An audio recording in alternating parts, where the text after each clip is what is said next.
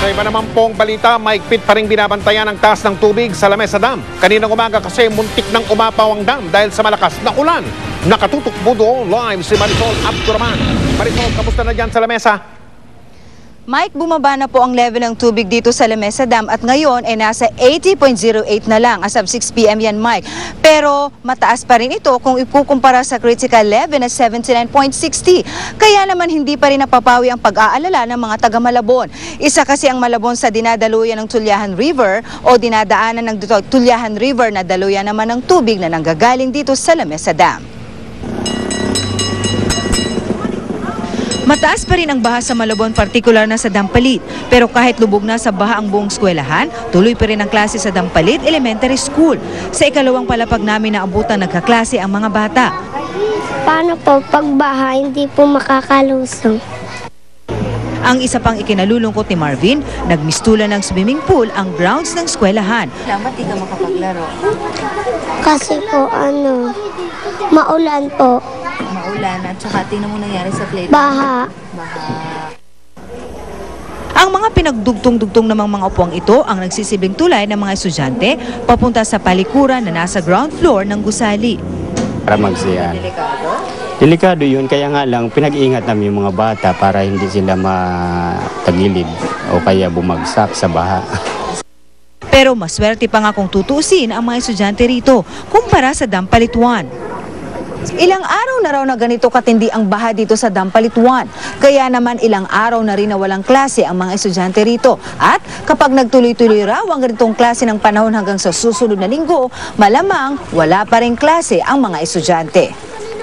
Kahit na ilipat man lang kung may lugar kami, ang mga bata apektado rin dahil yung mga nakatira dito sa paligid, baha rin. Kaya hindi sila makakapasok din.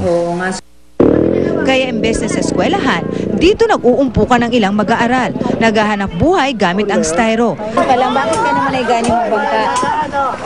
Kasi po para pang bigas. Sanay na raw ang mga tao sa ganitong buhay pero hindi pa rin daw madali. Pero kung perwisyo ang dulot ng baha sa karamihan, kabuhayan naman ang hatid nito sa ilan. Mataas, maganda ba ang kita? Opo. Yung iba po nakaka-400. Yung iba 250 sa mga bata, 200. Iba. So nakakatulong sa Opo. Di maiwasang mangamba ng ilang taga Malabon sa posibleng pag-apo ng Lamesa Dam dahil baka lalo pang tumaas ang baha sa kanila. Yun nga ang tinatakot namin dito kaya mas maganda at maaga magawa na ng paraan yung. Pero hindi pa rin tayo kampante kasi nga kung biglang umulan katulad kahapon, biro mo kahapon ng umaga, yung kahapon ng umaga, ang elevation natin nung alas 9, yan, 79-73, 3 oras yon. Nakahanda na rin ang water search and rescue team nila kung sakaling may mangangailangan ng tulong kapag umapo ang tubig at bumaha. Mike, August 29, nagdeklara na nga ng red alert ang Lamesa Dam dahil nga umabot na sa 79.61 meters ang kanilang nasukat dito. Mike, sa ngayon 80.18 kaya naman round the clock pa rin po ang monitoring ng Lamesa Dam para nga po mabantayan talaga nila ng maigi dahil 80.15 pa lamang po, rather 18.15 po ang spilling level ng Lamesa Dam. Tinitiyak naman nila na well-informed ang lahat ng mga lugar, kabilang na nga dyan ang Malabon na ating ibinalita kanina sa mga sasabihan nila every now and then sa mga measurement ang kanilang makukuha dito sa level ng tubig. Mike? Marisol, mukha namang okay ng panahon dyan sa kinalalagyan mo sa Lamesa Dam. Kanina pa ba ganyan ang panahon dyan? Ngayon lamang? Kamusta ang panahon ngayon? At kanina? Mike, sa ngayon nakakaranas pa rin tayo ng patuloy na pag-ambon. Ito nga ang rason kung bakit naka-standby po ang kanilang search and rescue team at naka-red alert pa rin po sila dahil hindi nga daw po sila kampante kahit po nasa 80.08 pa lang ngayon. Kapag nagtuloy-tuloy raw na ganito ang panahon at bumuhos ng ulan mamaya, posible nga raw pong umabot ito sa spilling level. Huwag naman sana. Maraming salamat, Marisol Abduraman. Nagkasundo po ang Pilipinas at China na magkaroon ng mapayapang solusyon sa issue ng Spratlings. Ayon po ito mismo kay Pangulong Aquino na nasa China ngayon. Pagkatapos ng kanyang mga pulong, umakyat ang Pangulo sa tanyag na Great Wall of China at pati ang kanyang love life. Pinag-usapan din niya at inihalin tulad pa sa isang soft drink. Nakatutok si Cara David. Pagpapatatag ng cultural ties sa China, ito ang pakay daw ni Pangulong Noynoy Aquino para sa araw na ito. Inakyat pa nga ni Aquino kanina ang isang bahagi ng tanyag na Great Wall of China, ang tinaguriang longest human-made structure in the world. Ang badaling section ng Great Wall of China ang isa sa pinakapopular at pinakamagandang sections ng Great Wall dahil pinaka-well-preserved pa ang mga bato dito sa section na ito. Dito rin umakyat ang mahigit 400 state leaders, kabilang na si US President Barack Obama, dating US President Richard Nixon at maging si dating Pangulong Cory Aquino. Ngayon, si Pangulong Noynoy Aquino naman ang susunod sa yapak ng kanyang ina at ng iba pang lider ng bansa. 1,000 metro ng Great Wall ang sadyang ipinasara para kay Aquino. Bagamat matarik at mahaba ang lakad, game na game ang Pangulo. Pagkatapos, dumiretso si Aquino sa Forbidden City, ang dating Imperial Palace nung Ming Dynasty. Forbidden dahil sarado ito noon sa masa o commoners. Sa traditional Chinese culture, sagrado ang mga templo rito dahil dito nanaog ang mga emperor ng China. Sa kanyang huling araw dito sa Beijing, nagtungo dito sa Forbidden City o ang dating Imperial Palace si Pangulong Noynoy Aquino. Ito'y bahagi pa rin ng layunin ng dalawang bansa na mapatatag ang cultural ties ng China at Pilipinas. Mahaba-haba rin ang nilakad ni Aquino sa Forbidden City. Halos 1 oras siyang naglakad kasamang ilang cabinet secretaries. Pero halos walang kapaguran si Aquino at sinapos pa rin ang buong tour. Kagabi, nagkaroon kami ng pagkakataon na makapanayam si Pangulong Aquino. Dito sinabi niyang nagkasundo ang Pilipinas at China na dapat magkaroon ng mapayapang resolusyon sa Spratlys. Nais din daw ng China na magkaroon ng code of conduct ang mga claimants sa South China Sea. Napag-usapan din ang kontrobersyal na naunsyaming North Rail Project. Pumayag ang China na buksan ang pag-uusap ukol sa posibleng reconfiguration nito. Ipapabid out. Ang gusto natin is ipabid out ito sa iba na batay dun sa bagong terms of reference na tayo mismo susulat. Nakipagkita rin kagabi sa Filipino community sa Beijing si Aquino.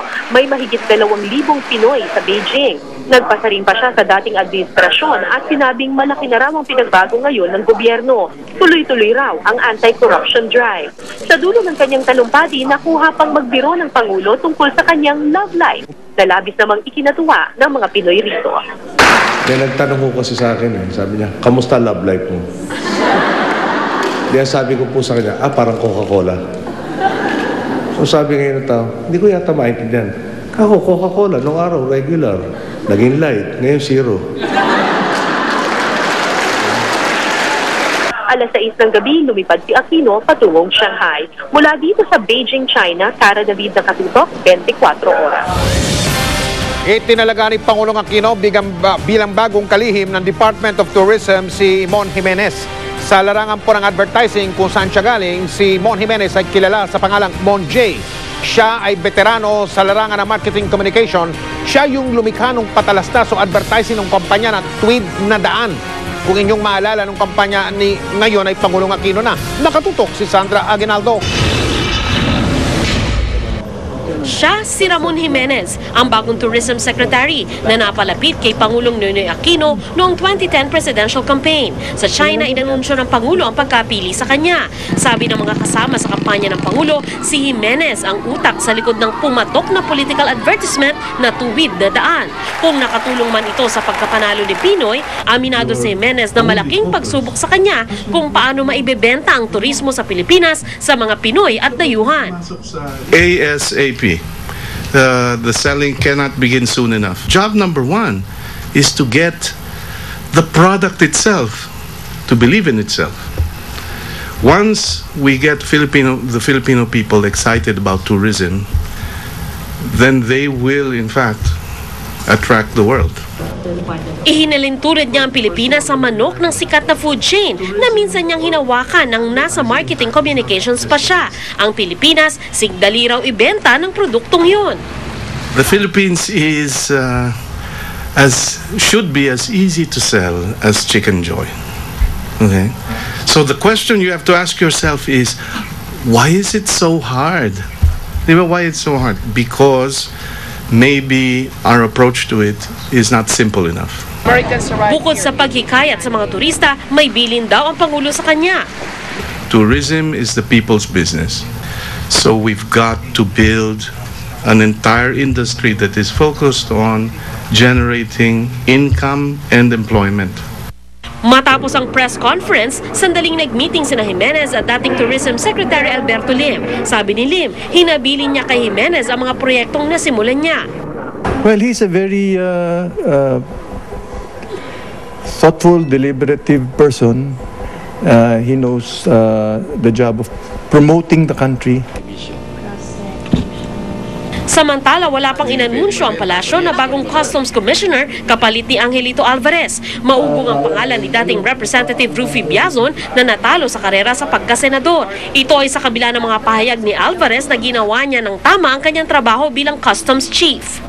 Marami tayong mga natatapakan. So isang possibility yon. Pero no matter what, water under the bridge na yun.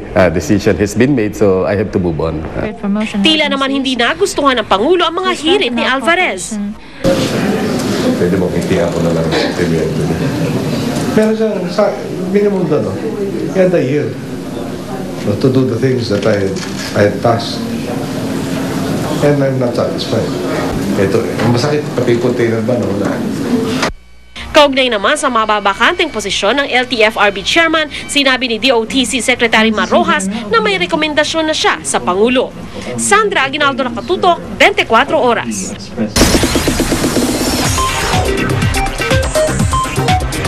Chika Minute!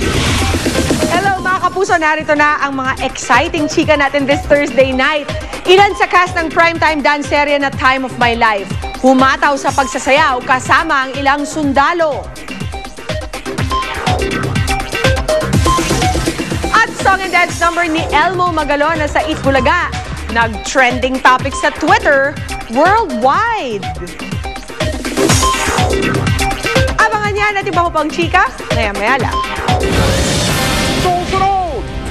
Sa Nueva Ecija, helicopter nag-emergency landing sa Palayan. Ayan, oh. Eksklusibo, mahigit 200 Pilipino tinama ng HIV nito lamang buwan ng Hulyo. At kikilalanin natin ang driver na yan na nagtitinda sa loob mismo ng kanyang taxi sa pagtutok natin sa mga balita dito sa 24 Oras.